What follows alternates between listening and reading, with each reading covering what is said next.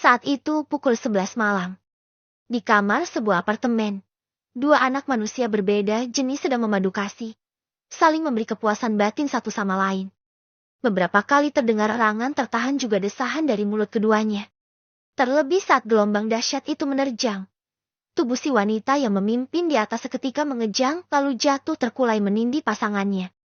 10 menit kemudian, setelah nafas keduanya mulai teratur, si wanita yang memiliki tubuh proporsional bak model itu berpindah posisi dari berbaring di atas pasangannya lalu berbaring tengkurap di kasur. Dia menyibak rambut panjangnya dengan gaya yang sensual sembari memperhatikan sang pria yang juga bergerak bangun. Isabella nama wanita cantik itu. Sedang pria yang tidur bersamanya tadi, yang saat ini tengah memungut kembali pakaiannya yang berserakan di lantai adalah Arka Dirgantara.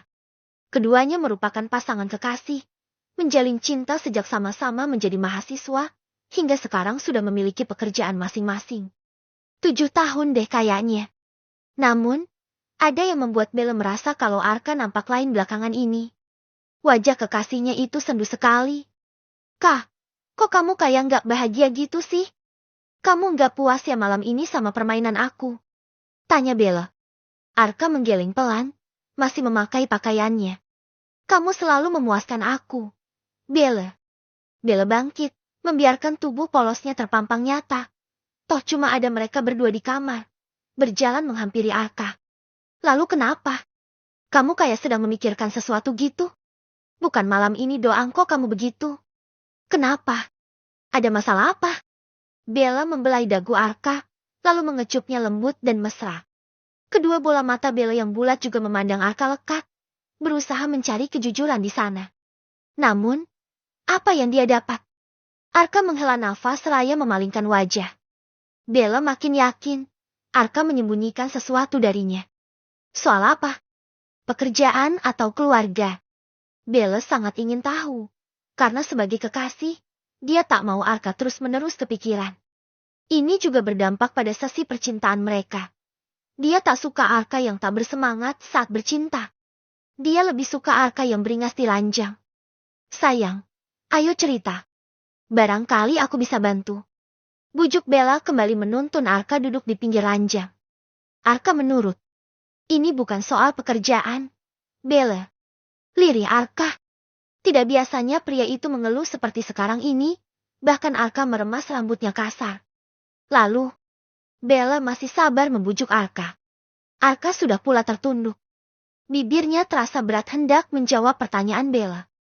Arka tentu tak mau menyakiti perasaan wanita yang dia cintai itu. Tapi, orang tuanya terus mendesak. Aku dijodohkan oleh orang tuaku. TRAANJ. Serupa piring yang jatuh ke lantai, hati Bella hancur berkeping-keping. Beberapa saat, dia terdiam. Ingatan tentang saat-saat indah bersama Arka dari zaman kuliah hingga sekarang berbayang di pelupuk mata. Bagaimana dia melupakan semua itu dalam sekejap? Tidak. Dia tak boleh membiarkan Arka jatuh ke tangan wanita lain. Sayang, kamu bercanda, kan? Kamu cuma ngeprank aku, kan? Tanya Bella terkekeh. Bella, aku serius. Aku sudah menolak. Tapi kamu tahu sendiri bagaimana kerasnya orang tuaku. Kali ini wajah Arka mengeras, menunjukkan sekali keseriusannya sekaligus perasaan tidak sukanya pada keputusan sepihak orang tuanya. Bella menghela nafas. Jadi selama ini, perbuatan baiknya di depan orang tua Arka tak berarti sama sekali. Mereka memilih Arka agar berdampingan dengan wanita lain di pelaminan. Astaga! Rasanya sesak sekali dadanya. Apa ini yang dinamakan sakit tapi tak berdarah? Memangnya apa sih kurangnya aku di mata mereka? Cantik, baik, sukses pula. Apa mereka tak melihat itu? Sayang, aku minta maaf ya kalau keputusan orang tuaku menyakiti perasaan kamu. Arka sudah berlutut di hadapan Bella. Pria itu sangat tahu kalau kekasihnya sangat terluka. Bella sudah berusaha keras menjalin hubungan baik dengan keluarganya. Kisah cinta mereka bukan lagi main-main. Bella ingin serius. Lalu setelah sekian lama, ini yang dia dapat. Sakit sekali, Kah? Jadi selama ini mereka anggap apa? Bella menekan dadanya yang sesak. Air mata pun tak mampu ia tahan, jatuh berlinang. Sayang, aku janji, Walaupun nanti aku menikah dengan wanita itu, cintaku hanya untuk kamu. Aku tidak akan menyentuh dia secuil pun. Hati dan tubuhku cuma buat kamu. Ucap Arka mantap seraya menyeka air mata di pipi Bella. Kekasihnya itu memandanginya nanah. Apa bisa begitu? Cinta akan tumbuh seiring berjalannya waktu. Kah, bagaimana kalau kamu kepincut sama dia? Memangnya dia siapa sih? Cantikan mana dia sama aku? Arka menggeleng. Dia belum bertemu wanita itu, dan jujur dia tak ingin bertemu karena hatinya sudah terpaut oleh Isabella sejak lama. Bella bersamanya sejak ia masih seorang mahasiswa, hingga sekarang dia jadi penerus bisnis ayahnya. Tapi, mana mungkin seorang Arka Dirgantara menolak perintah orang tuanya? Bisa-bisa dia dipecat jadi anak dan dicoret dari daftar kartu keluarga. Kalau Bella sendiri sih, mau Arka tidak bekerja pun, Bella mau menerima Arka sebagai pendamping hidupnya. Toh dia sendiri juga mapan. Kalau buat makan mereka berdua, lebih dari cukup. Secinta itu dia pada Arka. Aku belum bertemu dia, tapi aku yakin masih cantikan kamu kok. Kamu adalah wanita cantik, baik, pintar, mandiri dan sukses. Kamu itu paket lengkap untuk menjadi seorang istri idaman. Aku bangga memiliki kamu. Arka mengecup kening Bella lama. Tapi itu tak berlaku bagi orang tua kamu. Kah, Bella membatin. Beberapa menit kemudian, Bella sudah mulai tenang. Tidak terisak seperti tadi. Di kepalanya terus memikirkan cara, supaya Arka tetap bersamanya walaupun sudah menikahi wanita lain. Terdengar egois memang, tapi siapa suruh merebut Arka darinya? Sampai mati pun dia tak akan rela. Sayang, janji sama aku. Kamu gak akan nyentuh dia. Janji juga sama aku. Kamu bakal cerain dia setelah 6 bulan pernikahan kalian. Oke. Pintanya dengan menuntut. Arka tampak berpikir keras. Bagaimanapun, dia harus punya alasan yang kuat untuk menceraikan istrinya nanti. Pasti tak semudah membalikan telapak tangan. Kedua orang tuanya sangat keras. Buktinya 7 tahun bersama Bella tidak membuat mereka menyukai kekasihnya itu. Arka juga punya firasat. Kalau istrinya nanti akan jadi menantu kesayangan orang tuanya. Dia kan anak sahabat ayahnya. 6 bulan terlalu cepat. Bella, kalau aku langsung menceraikan dia, ayah akan marah besar. Bella memejamkan matanya, seraya menarik nafas dalam-dalam. Memangnya butuh berapa lama untuk cerai dari wanita yang gak kamu cintai? Kah? Bella sedikit banyak menyayangkan keputusan Arka. Tapi dia juga harus ekstra sabar. Baiklah, 1 tahun. Aku tidak rela kamu dimiliki wanita lain. Sayang, kamu harusnya paham itu. Kurang baik apa coba seorang Bella? Iya sayang, aku paham. Kamu sangat mencintai aku. Begitupun sebaliknya. Aku janji akan mencari cara agar bisa menceraikan dia. Kamu yang sabar ya. Meski mendapat persetujuan Bella, tidak serta-merta Arka juga bahagia. Siapa yang bahagia coba menikah dengan wanita yang belum pernah ditemui? Meskipun dia cantik, Arka berjanji dengan dirinya sendiri, tidak akan mengkhianati Bella. Lalu, alih-alih pulang, karena sekarang posisinya Arka berada di apartemen milik Bella, keduanya malah mengulang kegiatan panas mereka. Desahan demi desahan terdengar bersahutan seolah dunia ini hanya dihuni oleh mereka berdua. Jadi, kapan pernikahan kalian akan dilangsungkan? Kah? Tanya Bella di sela-sela desahan seksinya. Bab 2. Salah paham. 1 minggu kemudian. Isabella, wanita berusia 27 tahun itu menatap pantulan dirinya di cermin full body di dalam kamarnya. Senyum manis bertengger di kedua sudut bibir kala melihat wanita nan cantik mirip dirinya. Namun, senyum manis itu lambat laun memudar. Ia dihadapi kenyataan kalau sebentar lagi ia akan datang ke pesta pernikahan kekasihnya sendiri. Ya, malam itu Arka bilang pernikahan dilangsungkan dalam waktu seminggu ke depan. Terlihat sekali bukan? Kalau semua urusan untuk pernikahan diurus oleh kedua orang tuanya, Arka tinggal menjalani saja. Dan tentunya Bella tidak diundang ke pesta yang digelar di hotel mewah itu. Bella, lo datang juga? Duh, Bel, kalau mau aja sih datang. Kalau gue ya, diundang pun gue nggak bakalan datang. Ketiga sahabat Belle dan Arka berkomentar begitu melihat kedatangan Bella dengan dandanan yang cetar. Mereka seolah ikut merasakan kemarahan Bella. Bagaimana tidak? Mereka tahunya Bella dan Arka berpacaran sejak lama. Lalu tidak ada angin, tidak ada hujan. Tiba-tiba datang undangan pernikahan Arka dan Ayudhya. Melihat kekesalan ketiganya, Bella hanya tersenyum simpul. Tidak tahu saja mereka, kalau dia bahkan tak diharapkan datang ke acara ini. Lihat saja, dia akan membuat kedua orang tua Arka ketar-ketir hatinya. Tamu semakin ramai dari kalangan pejabat, pengusaha dan keluarga dari kedua belah pihak. Pengantin pria dan wanita pun sudah pula berdiri di panggung resepsi yang mewah berwarna putih sedikit keemasan yang dihiasi bunga-bunga indah sekali. Arka dan Ayudhya tampak memamerkan senyum pada setiap tamu yang datang, sampai gigi keduanya kering. Setelah mencicipi hidangan makanan yang rasanya lezat, tibalah saatnya mereka memberi ucapan selamat pada kedua mempelai. Astaga! Arka tampan sekali dengan baju pengantinnya yang berwarna keemasan. Seharusnya Bella yang berada di sisi Arka sebagai pengantin wanita. Bukan wanita itu. Genta, Bima, Widya baru kemudian Bella di barisan belakang. Mata kedua orang tua Arka langsung melotot, seperti melihat hantu. Kaget karena kedatangan Bella yang tak diundang. Papa dan Mama Arka tampak saling berbisik, yang Bella yakin itu sedang membicarakan dia. Namun, Bella bersikap tak peduli, seolah tak melihat, toh selama ini dia juga dianggap angin lalukan sama mereka. Kini Bella berada di depan Arka, kedua mata mereka beradu.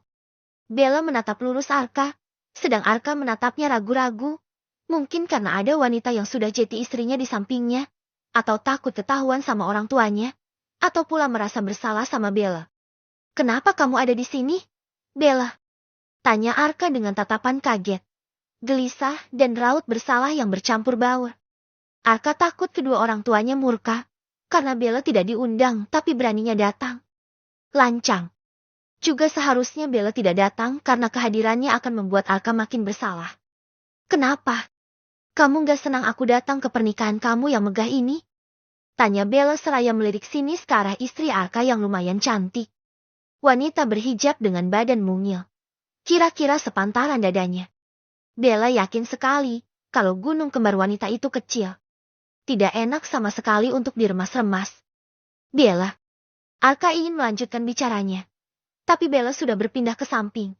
Tepatnya di hadapan wanita bernama Ayudhya yang sekarang menjadi istri kekasihnya. Bella memamerkan senyum manis, yang lambat laun menjadi sangat menyeramkan. Bella yang lebih tinggi dari istri baru Arka itu, sedikit mencondongkan badannya dan mendekatkan bibirnya ke telinga Ayudhya. Arka Dirgantara itu milikku. Tolong jaga dia baik-baik. Sampai waktunya aku datang mengambil alih dia dari kamu. Paham?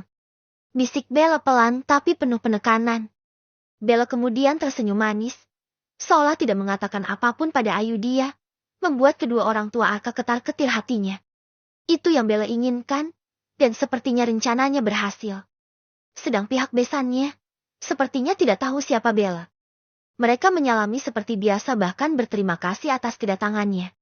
Tidak ingin berlama-lama, Bella membawa langkah lebarnya keluar dari ballroom tempat pesta megah itu dilangsungkan. Setibanya di dalam lift, wanita yang berusaha tegar itu pun akhirnya menumpahkan air mata. Jangan tanyakan lagi bagaimana kondisinya. Tungkai kakinya lemas tak mampu menopang berat tubuhnya yang tak seberapa.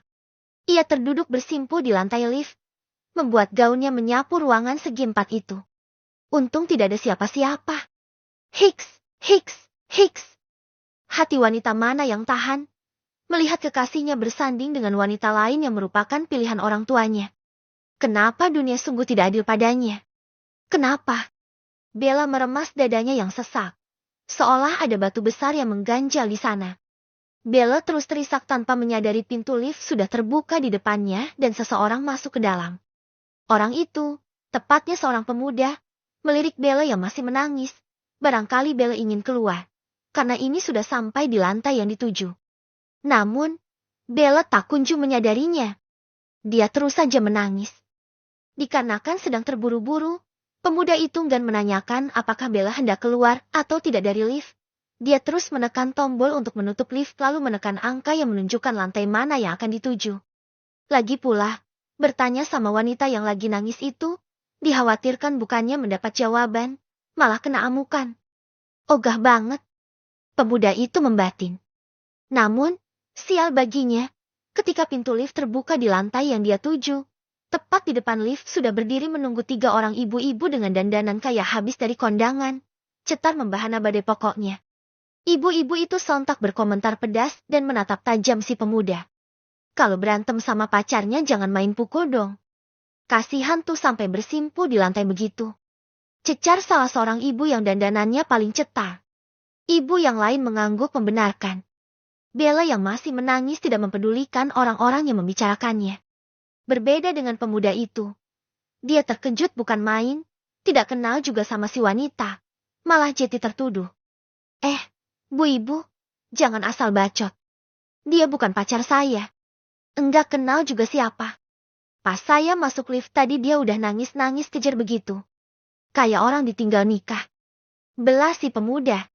Tapi, tetap saja, mulut ibu-ibu tidak ada tandingannya kalau sudah mengomel. Lancar serupa kereta api. Pedas kayak bon cabe. Halah, ngeles aja kamu. Kalau bukan pacar kamu, terus pacar siapa? Cuma ada kamu sama dia di dalam lift ini. Cecar ibu yang memakai gaun berwarna hijau. Mana badannya gembrot. Kelihatan kayak hal versi wanita. Sementara ibu yang satunya lagi, yang berbadan paling kurus, berlutut di hadapan Bella. Mengusap lembut rambut harumnya. Neng, kamu kenapa? Abis dipukulin ya sama dia. Pemuda itu berharap Bella akan sadar dan membelanya. Toh memang dia bukan pacarnya Bella. Apalagi sampai memukul seorang wanita. Pantang sekali tangannya itu mencubit seorang wanita.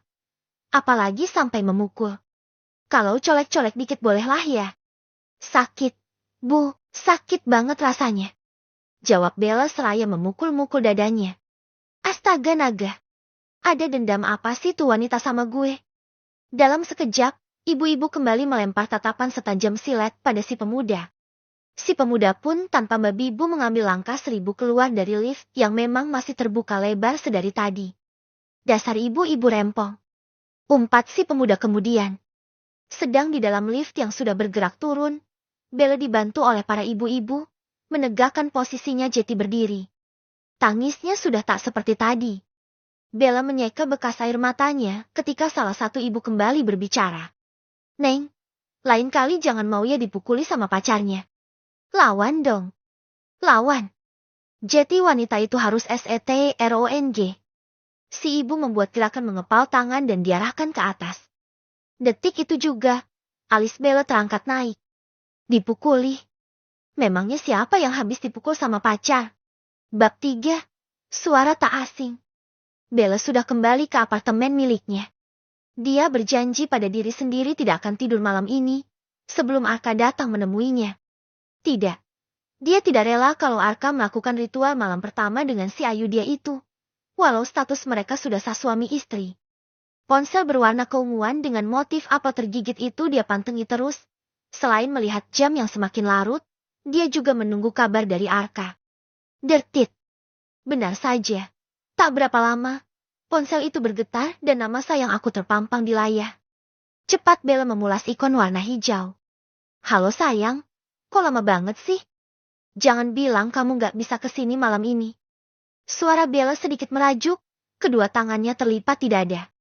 Kalau Arka bisa melihatnya sekarang, pasti pria itu tak sabar hendak meremas payudaranya yang memang pasti ukuran telapak tangan Arka.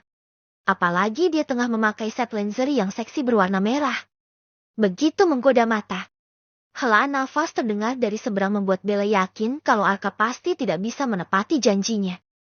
Maaf, sayang. Selesai resepsi, aku sama dia balik ke rumah orang tuaku. Bagaimana bisa aku nyelinap keluar tanpa ketahuan? Suara Arka juga terdengar pelan dan berhati-hati. Pasti dia takut kedengaran sama orang tuanya pun istrinya. Masa ia bicara sama kekasih sendiri harus sembunyi-sembunyi? Sih? Pasti itu cuma alasan kamu aja. Kenapa?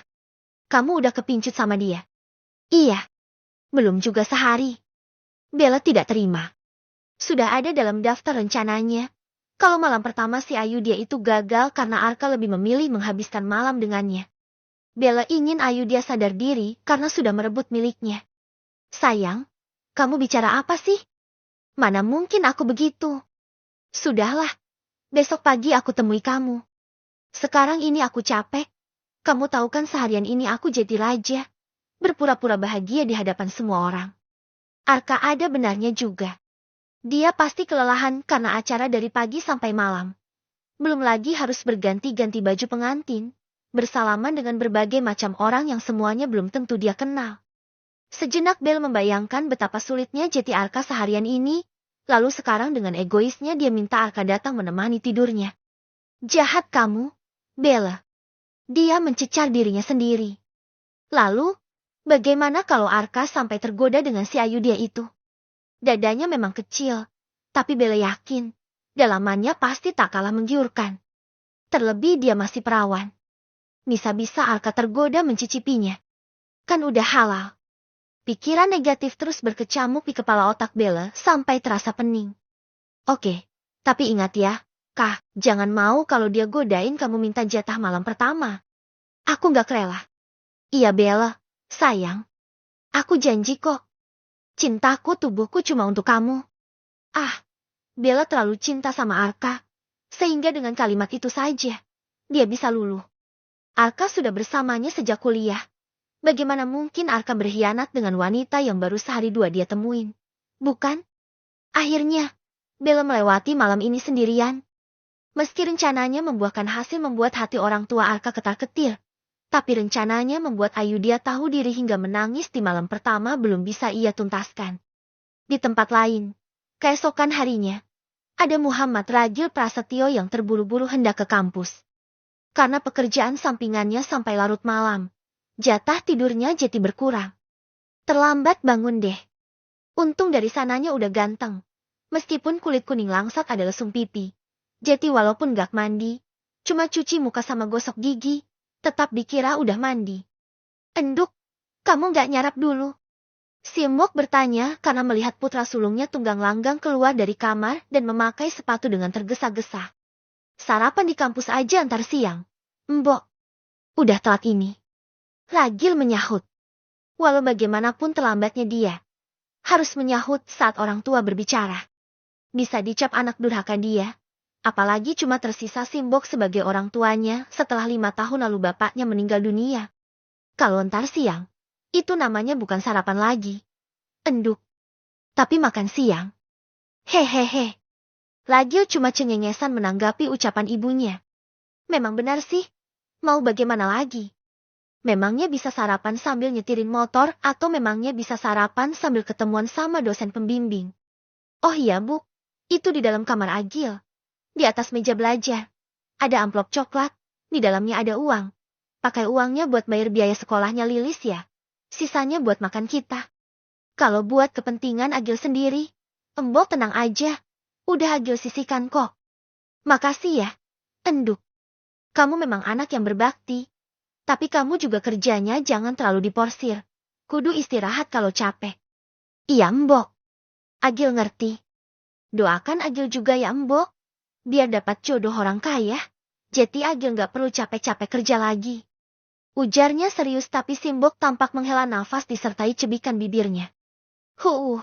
Jangan harap kamu. Enduk. Wanita mana yang mau melirik pemuda dengan sepeda motor butut? Apalagi wanita kaya raya. Duh, omongan Simbok bikin mental aja. Yang gak apa-apa toh berharap. Meminta pada Yang Maha Kuasa. Kali aja dikabulin. Hehehe. Ragil terkekeh kembali di akhir kalimatnya sebelum akhirnya dia menstarter motor butut pemberian almarhum bapaknya itu. Ragil berangkat dengan tak lupa mengucapkan salam pada Simbok yang mengantarnya sampai di depan rumah. Ragil mulai memacu motor bututnya dengan kecepatan maksimal. Tahu sendiri dong. Motor udah tua. Asapnya kemana-mana. Kalau nggak sering-sering ganti oli. Dan kebetulan ini sudah hampir 2 bulan belum sempat ganti. Jadilah sepanjang jalan kenangan ada asap bekas motornya. Duh, itu mobil kenapa sih? Lagi balapan apa dikejar setan? Gumam Ragil saat mencuri pandang ke belakang dari kaca spionnya yang retak. Ada sebuah mobil sport mewah yang mencoba menyalip beberapa mobil dan motor di belakangnya. Ragil mencoba tak peduli dan fokus berkendara. Dia juga harus cepat sampai ke kampus kalau tak ingin terlewat bimbingan sama Pak Bambang. Tahu sendiri dosen pembimbingnya itu sibuk pakai banget. Bisa ada jadwal kosong begini saja sudah termasuk langka. Ragil tentu tak ingin menyia-nyiakan kesempatan biar bisa ikut wisuda akhir tahun ini. Gila tuh mobil. Udah di belakang gue aja. Gumamnya lagi. Tak lama, seringaian licik tercetak di wajah tampannya. Ragil sengaja menggeber-geberkan motornya hingga asap knalpot mengenai mobil mewah di belakang. Belagu sih. Sedikit melirik ke belakang, Ragil tersenyum puas. Tak tahunya dia, pengemudi mobil sport mewah di belakang adalah Bella yang sedang terburu-buru. Arka bilang tidak bisa datang ke apartemennya sehingga mereka janjian ketemuan di kafe. Bella yang tak sabar ingin bertemu Arka makin mengamuk ketika dengan sengaja ada pengendara motor butut yang menyemprotkan asap ke mobilnya. Bella memukuli setirnya sambil mengumpat. Sialan. Bella pun tak main-main. Dia mengencangkan sabuk pengaman dan BRAK motor butut di depan berhasil dia sundul. Motor dan pengemudinya jatuh. Bella tertawa puas. Namun, dia tak bisa pergi begitu saja. Bisa-bisa dia dilaporkan sebagai pelaku tabrak lari. Bella yang memakai gaun selutut lalu keluar dari mobil, bersiap-siap untuk marah dengan alasan asap motor butut itu mengganggu penglihatannya. Mbak, bawa mobil yang benar dong. Kalau saya gagal ketemu dospem gara-gara Mbak, enggak bisa ujian skripsi terus ikut wisuda tahun ini, Mbak mau biayain kuliah saya. Belum sempat Bella mengeluarkan suaranya, si pemilik motor butut sudah lebih dulu mencecarnya. Sampai minta dibiayain kuliah segala. Dasar gila. Tapi tunggu deh. Suaranya kayak pernah dengar. Kapan dan di mana ya? Bab 4. Bertemu lagi. Kalau bukan hendak bertemu Arka, Bella tak mungkin seburu-buru ini. Wanita itu bahkan mencetak rekor mandi tercepat. Cuma 3 menit. Pertama kali dalam hidupnya. Sialnya, di tengah jalan, ada saja rintangan yang membuatnya lambat menemui Arka. Motor butut, banyak asap. Pengemudinya gila. Masa ia minta Bella nanggung biaya kuliahnya? Tapi tunggu deh. Suaranya kayak pernah dengar. Kapan dan di mana ya? Bella masih mengingat sembari mengamati penampilan pemuda di hadapannya yang tampak meringis. Pasti sakit akibat jatuh dari motor tadi. Lalu, bukannya merasa bersalah, Bella malah tertawa terbahak-bahak. Mbaknya gimana sih? Udah salah. Bukannya minta maaf, malah ngetawain. Ragil mengomel. Sekali lagi mendengar suaranya, Bella baru ingat. Bukankah ini suara pria yang tadi malam di lift? Yang ngatain aku habis ditinggal nikah. Yang kemudian dituduh ibu-ibu mukulin aku karena aku nangis kejar. Haha. Berarti sekarang impas dong. Melihat Bella masih menertawainya, emosi Ragil jadi terpancing. Mukanya mulai memerah. Ini gimana sih? Mau dilawan. Tapi khawatir entar malah dikira cemen. Beraninya sama perempuan. Enggak dilawan, si Mbak makin senang mentertawainya. Mbak, mau minta maaf? Atau saya yang minta ganti rugi? Motor saya baret tuh. Ragil menunjuk motornya yang terkapar. Mbak. Sejak kapan aku jadi kakakmu? Tampaknya Bella mulai kembali ke mode awal. Mode senggol bacok. Lagian, kamu yang salah. Ngapain coba kamu ngeber-ngeber di depan mobilku segala? Jeti asapnya ngalangin jalan. Makanya kamu ketabrak. Pinter banget alasanmu. Mbak. Padahal situ juga ngebut-ngebut. Kan, tadi? Bilang aja kalau lagi buru-buru. Ya mang lagi buru-buru. Terus kamu ngalangin jalan. Tukas Bella tak mau kalah. Kedua tangannya sudah berkacak di pinggang. Dadanya dibusung ke depan. Ya enggak harus diseruduk juga kan. Mbak. Itu motor saya satu-satunya. Meski mengomel, Ragil menyadari kalau wanita di depannya itu sungguh menawan. Lagi marah aja cantik. Gimana kalau, enggak. Mikirin apa kamu? Agil. Dia udah nabrak motor bapakmu. Minta ganti rugi pokoknya. Atau enggak, minta bayar uang semester deh. Halah, motor butut gitu aja masih disayang-sayang. Aku bisa belikan 10 buah kalau aku mau. Bella menyombongkan diri. Ya ampun. Beli motor kayak beli gorengan. Saya enggak minta ganti motor baru, Mbak. Saya cuma minta uang ganti rugi buat benerin ini motor. Mana? Saya udah telat ini. Tangan Ragil terulur ke depan muka Bella tanpa sungkan membuat wanita itu membulatkan mata. Walau ya, tak bisa dipungkiri wajah Ragil tampak menyendu. Astaga. Getol banget sih nih bocah. Bella menarik nafas panjang lalu menghembusnya perlahan. Berpikir tenang. Baiklah, karena memang Bella sengaja menabrak motor butut demi memuaskan hatinya. Tidak masalah kalau dia harus ganti rugi. Yang penting, masalah kelar dan dia bisa cepat menemui Arka. Iya Arka. Sibuk berdebat dengan ragil, Bella sampai melupakan soal kekasihnya itu. Pasti Arka sudah lumutan menunggunya di kafe. Mengambil beberapa lembar uang merah dari dompetnya. Ini uang ganti ruginya. Puas, kan? Sekalian, beliin kemeja baru, masa udah dimakan tikus gitu masih dipakai. Entah kenapa, dia memberikan uang lebih pada ragil yang belum diketahui namanya itu. 1 jam sebelumnya di kediaman orang tua Arka. Pria itu sudah mandi, memakai pakaian rapi, dan wewangian. Karena tidak bisa menepati janji bertemu Bella tadi malam. Dia berjanji akan menemui kekasihnya itu pagi ini. Sebelum Bella tambah merajuk. Saat dia memeriksa penampilan di depan cermin.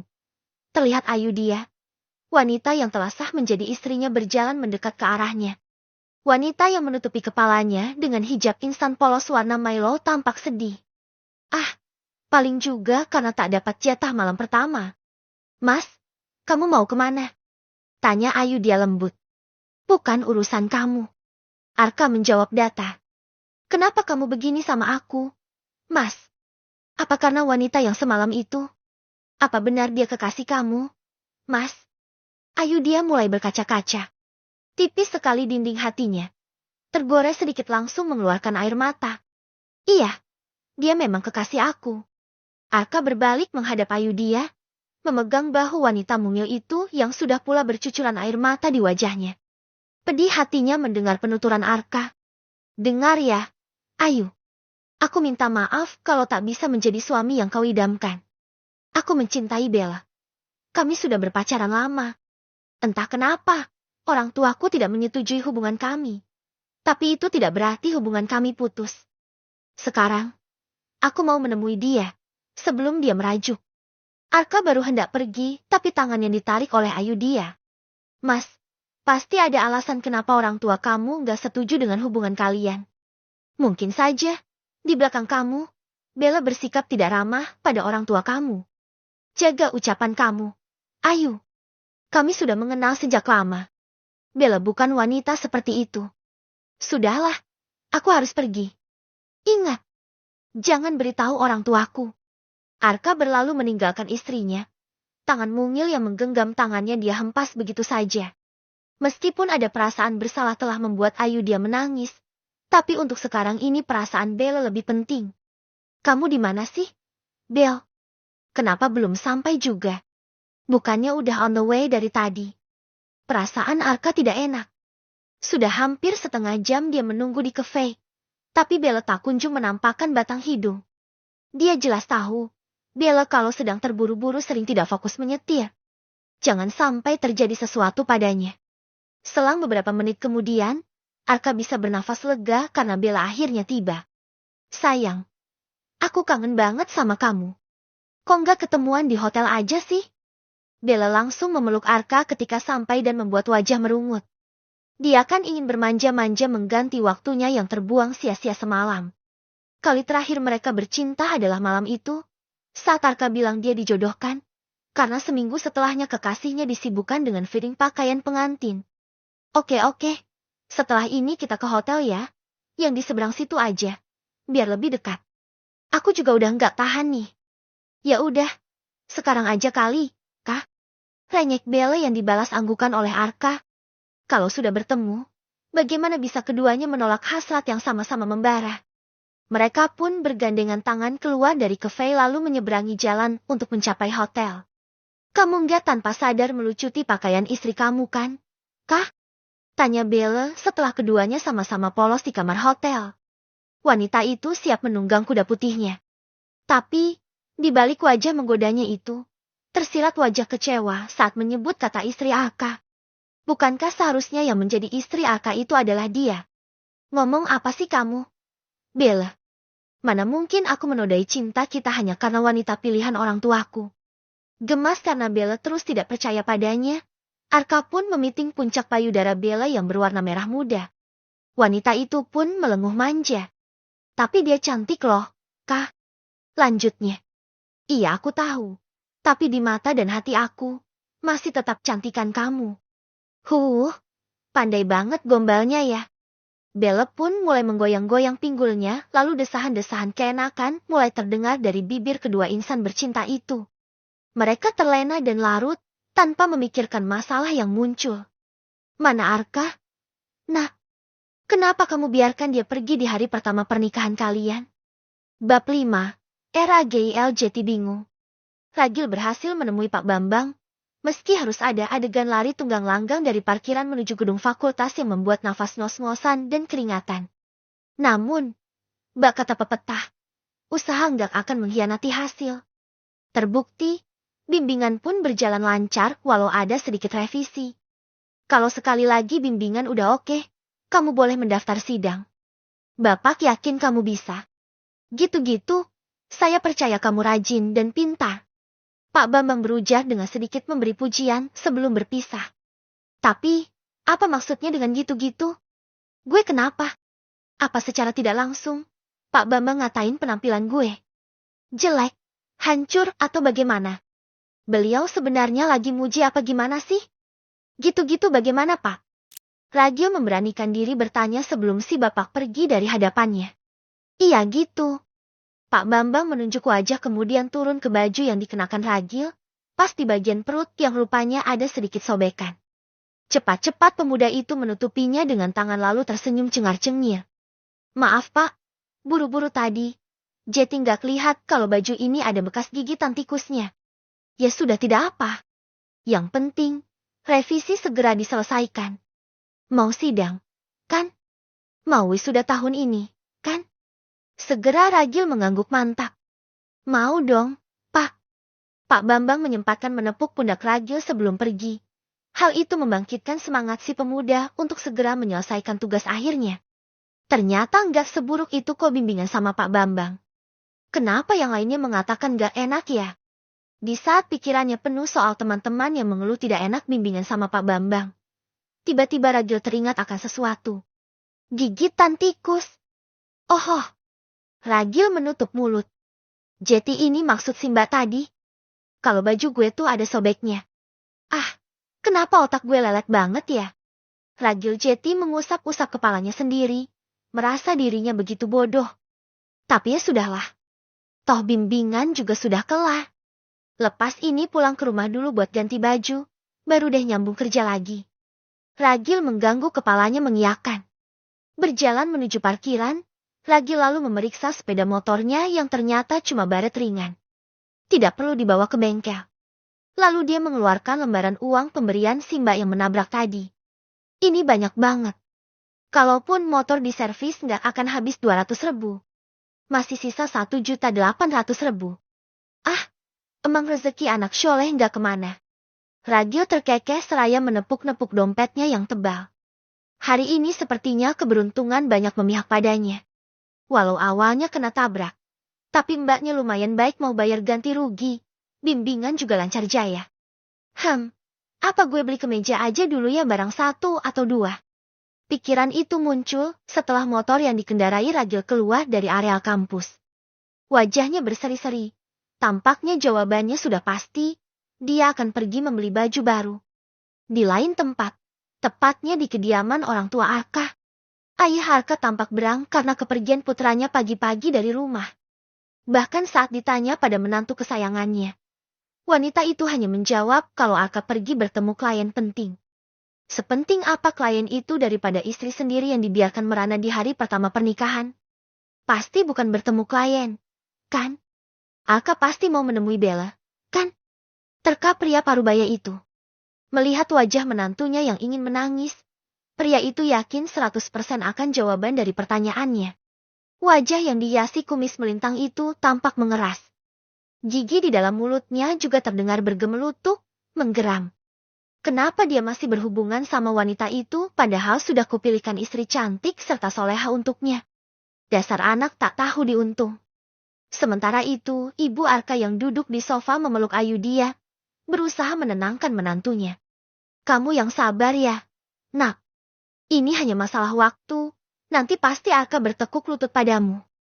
Tapi Bu, wanita itu bilang, dia akan merebut Mas Arka dari Ayu. Hiks. Ayu dia menangis terseduh-seduh.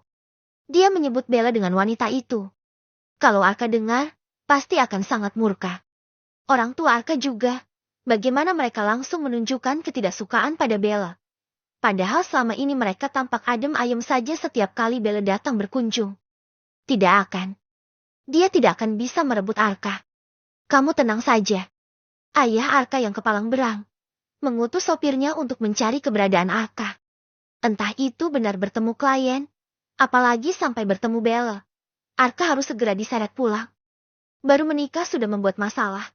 Mau ditaruh di mana muka ayah Arka kalau besannya tahu kelakuan menantunya. Di tengah jalan, sopir yang tak tahu hendak mencari Arka kemana. Karena ponsel anak majikannya itu tidak aktif saat ditelepon, mengusap kasar wajahnya. 15 menit berkendara tak tentu arah. Melihat ke kiri ke kanan jalan, pria sekitaran umur 40 tahun itu tak menyadari kalau ada motor Astrea Grand yang bergerak pelan karena hendak berbelok di tikungan depan. Naas, motor itu terseruduk untuk kedua kalinya dalam sehari ini. Ampun deh, ada apa sih dengan orang-orang hari ini? Hobi banget nyeruduk. Apa karena motor gue butut bisa diseruduk seenaknya? Pemilik motor itu tidak lain tidak bukan adalah Ragil. Dia memungut kantong belanjaan yang ikut terjatuh ke aspal sebelum menegakkan sepeda motornya. Pak, kemarin pas bikin SIM nembak apa gimana? Sindir Ragil pada sopir keluarga Arka yang ikut memberhentikan mobilnya. Tampak Pak sopir merasa bersalah. Maaf mas, saya nggak sengaja. Sengaja juga nggak apa-apa, Pak. Biar senang saya minta ganti ruginya. Beneran gak sengaja, Mas. Tadi itu, saya sedang kebingungan, sampai gak perhatikan jalan. Melihat si bapak yang benar-benar merasa bersalah, dan sepertinya tengah pening memikirkan akan sesuatu, membuat Ragil menghela nafas panjang. Mau memperpanjang masalah. Kasihan si bapak. Tidak diperpanjang. Kasihan si butut. Selalu saja harus mengalah. Mentang-mentang motor tua. Ya udah deh, Pak. Saya ikhlas aja, tapi lain kali jangan begitu ya. Sampai saya ketemu bapak nabrak motor saya lagi, benar-benar saya laporin. Namun, omongan Ragil tak digubris oleh si bapak karena matanya yang awas menangkap sosok yang dicari-cari baru keluar dari hotel di seberang jalan sana. Itu Mas Arka. Buru-buru si bapak sopir masuk kembali ke mobil, tidak memperdulikan Ragil karena memang perintah bosnya adalah membawa pulang Arka. Setelah berbelok arah, mobil tersebut memelan dan berhenti di depan hotel, tepat di sebelah Arka dan Bella yang sedang berpelukan sebelum kembali berpisah. Ragil yang awalnya geram dengan tingkah si bapak sopir, tak ingin ambil pusing. Tapi begitu melihat wajah si mbak cantik yang tadi menabraknya sedang bersama seorang pria, bermesraan di tempat umum pula, Ragil seketika menggeleng kepala, ingin muntah juga ada. Mas Arka, bapak menyuruh saya menjemput mas pulang. Ujar si bapak sopir menghadang Arka yang baru ingin berjalan pergi menuju ke mobilnya. Arka dan Bella saling pandang.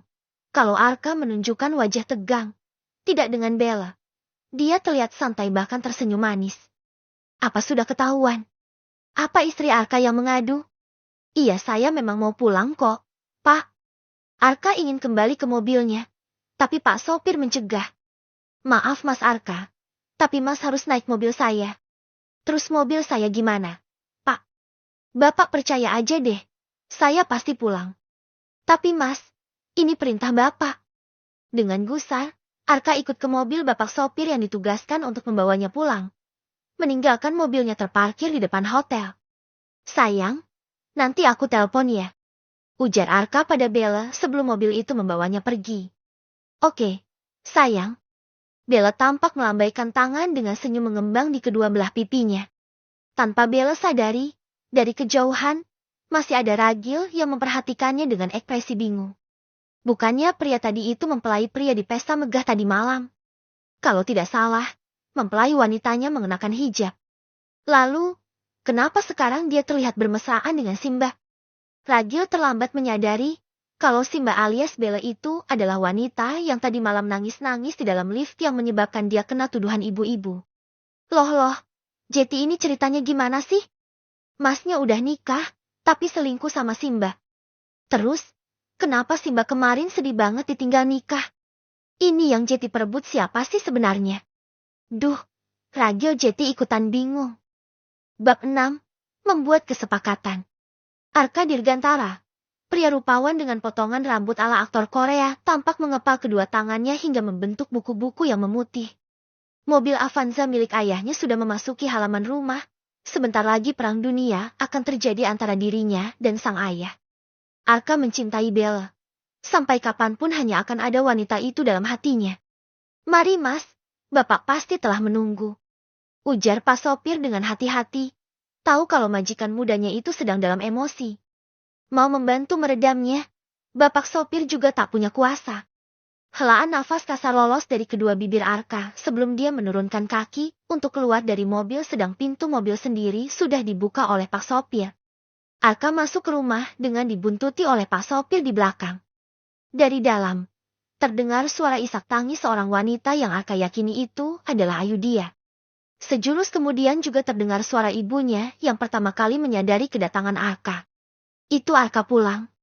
Ayah Arka pun langsung menoleh ke arah datangnya sang putra. Tak perlu dijelaskan lagi bagaimana rupa marahnya. Arka sampai enggan untuk melihat. Mau ditaruh di mana muka ayah kalau sampai orang tua Ayu tahu? Menantunya telah membuat anak perempuan satu-satunya menangis karena kamu memilih bermain gila dengan wanita lain. Bahkan sehari setelah kalian menikah. Apa kamu tidak punya otak? Hah? Cecar ayah Arka dengan satu nafas. Setelahnya dadanya bergerak turun naik demi cepat-cepat menghirup udara segar mengisi paru-parunya. Arka mengepal tangan yang gatal hendak menonjok. Ayah dan ibu kenapa jahat sekali dengan Bella? Apa salah dia? Kemarin-kemarin kalian baik-baik saja seolah kalian merestui hubungan kami. Ayah hanya tidak mau punya menantu yang tak bisa menjaga marwah dan nama baik keluarga. Kamu bandingkan saja sendiri, Bella dengan Ayu. Orang gila pun tahu kalau Ayu lebih pantas bersanding denganmu daripada dia. Rahang Arka mengeras. Ucapan ayahnya sama saja dengan merendahkan Bella. Memangnya kalau Bella yang menjadi istrinya, maka otomatis nama baik keluarga akan tercoreng. Apakah Bella sehina itu? Dari segi mana mereka menilai? Arka tahu pasti. Setiap ada kesempatan Bella selalu menyempatkan datang ke rumahnya. Bella selalu bersemangat setiap akan datang ke rumah. Memakai pakaian cantik, membawakan kue atau buah-buahan. Kadang juga Bella rela memasak untuk diberikan pada calon mertuanya. Tidak memiliki orang tua, membuat Bella bahagia bisa dekat dengan keluarga Arka. Lalu, begini balasannya. Bella yang malang. Bagi Arka, Bella tetap kekasih Arka yang berhak atas cinta Arka. Bukan Ayu. Arka hendak berlalu ke kamarnya. Bersitegang dengan ayahnya hanya membuat hatinya sakit dan nambah-nambahin dosa. Namun, sebelum itu dia mengarahkan pandangan ke Ayudhya, memberi isyarat agar wanita itu ikut masuk ke kamar. Sesampainya di kamar. Mas, maafin Ayu. Ayu tidak bermaksud mengadu. Ucapan Ayudhya langsung dipotong. Arka berbalik yang seketika membuat mulut wanita mungil itu terkatup rapat. Sudahlah, Ayu. Aku tidak ingin marah-marah. Kamu mungkin tidak bersalah karena pernikahan ini juga bukan keinginan kamu.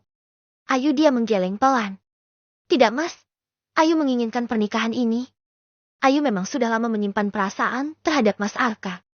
Arka memicing. Begitukah? Kalau begitu kamu tahu, aku sudah punya kekasih. Kenapa kamu tidak menentang? Kenapa kamu malah setuju dan membuat aku harus berpisah dengan kekasih yang sangat aku cintai? Kamu tega membuat perasaan wanita lain terluka demi perasaan kamu sendiri. Lagi-lagi Ayudhya menggeleng.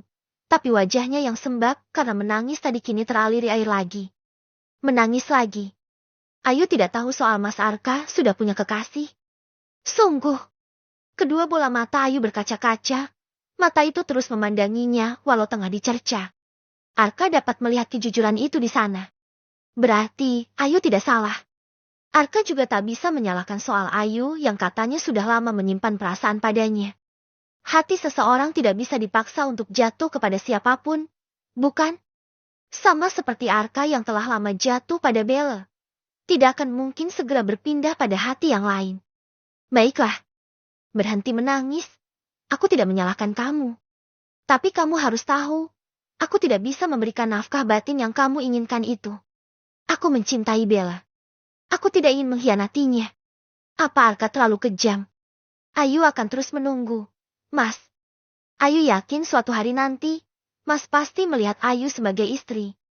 Sama sekali tidak ada niatan Ayu untuk berpisah. Pernikahan ini sekali seumur hidup. Arka terdiam beberapa saat. Terserah kamu saja. Ayu. Menunggulah, entah sampai kapan itu. Sebenarnya jauh di dalam lubuk hati Arka juga bimbang. Dia tahu bagaimana kera orang tuanya. Setelah pernikahan ini, mereka pasti akan segera meminta kehadiran seorang cucu. Bagaimana mau memberikan cucu kalau Arka dan Ayu dia tidak tidur bersama sebagai suami istri? Kalau tadinya istrinya adalah Bella, Arka akan dengan senang hati memberi cucu. Untuk pertama kalinya, Arka meneliti wajah manis istrinya. Sesuai dengan namanya, Ayu dia memiliki wajah Ayu dengan mata agak sipit seperti bulan sabit. Jika saja saat ini dia tak memiliki Bella, mungkin Arka akan setuju-setuju saja dinikahkan dengan Ayu dia. Maafkan aku, Ayu.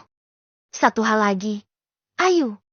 Kalau nanti atau besok ibu bertanya apakah kita telah melakukan malam pertama, kamu jawab saja sudah. Entah apa yang ada di pikiran Arka. Apa ibu akan percaya begitu saja? Mas. Wajah Ayu dia bimbang. Selain dia tidak pintar berbohong, dia juga tak mau berbohong pada kedua orang tua Arka yang sudah dianggap orang tua sendiri. Ya, pintar-pintar kamu ajalah. Pura-pura susah berjalan, atau bikin bekas merah di leher kamu. Telunjuk Arka mengarah ke bagian leher Ayu. Tapi detik berikutnya dia terdiam, baru sadar kalau wanita itu mengenakan hijab. Membuat tanda merah pun tidak ada gunanya. Tidak akan kelihatan. Arka menarik nafas panjang sembari mendongakkan kepalanya ke atas. Dia harus punya rencana, biar orang tuanya tak curiga. Ayolah Arka. Berpikir. Oke, kita akan pergi berbulan madu. Putusnya kemudian yang sempat membuat Ayu tercengang dan sedikit menarik senyum di bibirnya. Seriusan, Mas. Jangan senang dulu. Aku juga akan mengajak Bella, tapi tidak dengan orang tuaku. Ayah dan ibu juga pasti merencanakan bulan madu untuk kita. Jadi sebelum mereka meminta, aku yang akan mengusulkan lebih dulu. Wajah Ayu kembali cemberut. Arka tahu istrinya itu kecewa, tapi mau bagaimana lagi? Cintanya bukan untuk wanita itu. Baiklah, Mas. Kalau begitu rencanamu. Tapi, Mas harus tahu, kalau Ayu akan tetap menunggu. Tidak mau berdebat dengan Ayu. Arka pun akhirnya mengangguk. Menunggulah sampai cempedak berbuah nangka. Arka membatin dalam hatinya. Setelah beberapa menit berlalu, Arka keluar dari kamar diikuti oleh Ayu dia di belakangnya. Ayah, Ibu, kami sudah memutuskan akan pergi berbulan madu. Kring, kring, kring. Bab 7. Rencana bulan madu. Setelah mengganti heelsnya dengan sendal khusus apartemen, Bella melangkahkan kaki dengan malas lalu menghempas tubuh di sofa. Niatnya ingin sejenak terlelap setelah kejadian menyebalkan Arka dijemput paksa oleh sopir keluarganya. Ketika sayup-sayup terdengar bunyi krok-krok-krok dari bagian perutnya. Gara-gara ingin segera menemui Arka tadi, dia sampai tak sempat sarapan. Ditambah mereka sudah melakukan 3 ronde, pantas kalau tenaganya berkurang. Bella pun terpaksa membawa langkahnya menuju pantry, membuka kulkas untuk mengambil minuman dingin kemudian meneguknya sembari matanya bergerilya mencari sesuatu yang bisa dimakan. Ada nugget ayam siap goreng. Lumayanlah untuk mengganjal perut karena memang ia jarang sekali menanak nasi. Buat apa? Nanti tidak ada yang makan. Kecuali ada Arka, pria itu yang akan memasak nasi dan makanan untuknya. Kemudian mereka akan bersama. Ah, bahagianya bila Arka tidak dipaksa menikah oleh orang tuanya. Saat ini, mereka pasti masih bisa bercengkrama berdua. Sial sekali orang tua Arka itu. Tanpa sadar Bella mengumpat. Bella mencocol nugget dengan saus tomat sebelum menjejal ke mulutnya. Mengunyahnya, satu tangannya yang bebas kemudian meraih ponsel. Tidak ada panggilan dari Arka. Arka juga kemana sih? Tadi katanya mau nelpon. Bibir tipis berwarna merah muda itu mencebik. Kebiasaan. Atau, apa mungkin di rumah keluarganya Arka sedang kena amuk oleh sang ayah? Tangannya yang gatal kemudian memulas ikon berwarna hijau pada layar untuk memanggil sayang aku. Terdengar nada sambung di seberang sana. Tapi sampai nada berakhir tidak juga diangkat oleh Arka. Bella tak mau tahu. Walaupun Arka sedang dimarahi di sana, dia terus menelpon hingga panggilan itu diangkat. Halo sayang, nanti aja kita ngomong ya. Suara Arka pelan di ujung sana. Kenapa, Kah? Kamu sedang sama orang tua kamu. Kamu habis kena marah ya? Iya pokoknya nanti aku yang telepon kamu lagi ya. Kamu paham posisi aku sekarang ya? Tat. Panggilan dimatikan bahkan saat ponsel itu masih menempel di telinga Bella. Saat dia masih ingin mendengar suara Arka. Walhasil ponsel tak bersalah itu terlempar ke sofa yang jaraknya sekitar 5 meter dari meja bar yang ada di pantry. Di rumah keluarga Arka. Ayah, Ibu, kami sudah memutuskan akan pergi berbulan madu. Ucapan Arka membuat mata kedua orang tuanya melotot, seolah tak percaya, lalu lebih melotot lagi karena mendengar ponsel Arka berdering. Mengganggu saja. Kring, kring, kring. Siapa? Jangan bilang itu Bella yang menelpon. Tanya ibu Arka menatap curiga putranya lalu menatap sekilas ke arah suaminya. Jangan diangkat kalau masih ingin aku anggap anak. Maafkan aku, Bella. Arka mendesah berat berusaha menutup telinga dari ponsel yang terus-menerus berdering. Tapi dia tak bisa. Arka tak ingin Bella marah dan berpikiran macam-macam. Dia pun menerimanya pada panggilan ketiga. Sontak hal itu bikin ayah dan ibu Arka saling pandang dengan ekspresi geram. Arka bangkit dan berjalan menjauh guna menerima telepon. Setelah beberapa patah kata, untuk menenangkan kekasihnya di ujung telepon, Arka pun menyudahinya. Dia berjanji akan menelpon kembali dan mengabarkan rencananya. Bella pasti senang. Arka kembali duduk di sofa di sebelah Ayu dia. Jadi kapan kalian pergi berbulan madu? Apa ibu sama ayah boleh ikut? Ibu membuka pembicaraan. Sepertinya beliau sangat senang dan tak sabar ingin ikut. Lusa, Bu, besok Arka harus ke kantor dulu menyelesaikan urusan sekaligus melimpah urusan kantor, sementara pada sekretaris Arka. Lusa baru bisa berangkat. Akan tetapi ayah sama ibu tidak boleh ikut. Yang berbulan madu kan Arka sama Ayu. Arka menjelaskan rencana yang terangkai di kepalanya. Terdengar hela nafas dari ibunya Arka. Beliau kecewa karena tidak diajak berlibur. Bibirnya juga sampai manyun ke depan beberapa senti. Kenapa tidak besok saja? Urusan kantor biar ayah yang tangani. Ayah Arka pula bersuara. Tidak bisa. Besok itu Arka harus bertemu klien penting, mana bisa ditunda. Beliau bisa marah besar. Bagaimana kalau sampai beliau memutuskan kerjasama? Perusahaan kita juga yang rugi. Ayah. Ayah terdiam. Arka benar. Hanya saja, orang tua itu terlalu khawatir kalau Arka akan berencana mengajak kekasihnya kalau tidak segera berangkat. Atau, kalaupun Arka tak memberitahu kekasihnya soal rencana bulan madu mereka, bisa saja kan si Bella itu mencari tahu sendiri lalu datang untuk mengacaukan semuanya. Hati orang tua itu tidak bisa tenang. Baiklah, tapi ayah dan ibu akan mengantar kalian langsung ke bandara. Putus ayah Arka yang langsung diangguk oleh istrinya alias ibu Arka. Mereka harus memastikan tidak ada Bella yang akan mengganggu bulan madu anak dan mantu kesayangan mereka. Ayu dia melirik ke arah Arka. Ikut menunggu jawaban suaminya itu. Ya sudah. Ayu dia pasti senang kalau ayah ibu mengantar ke bandara. Sahut Arka tanpa menoleh. Malam harinya, Arka tak sabar hendak menelpon Bella. Memberitahu rencananya. Membayangkan wajah tersenyum bahagia Bella saja sudah membuatnya tertawa sendiri. Arka yang sudah mandi dan memakai piyama tidur duduk di ranjang dengan menyandarkan punggungnya di kepala ranjang.